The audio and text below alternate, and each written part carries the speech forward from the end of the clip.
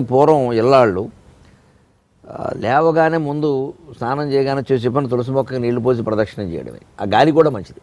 పూష వెలుంగులో తులసి మొక్కకు దోషిల్ని యొగ్గి వేద నిర్ఘోషనుడొక్క శుద్ధిగని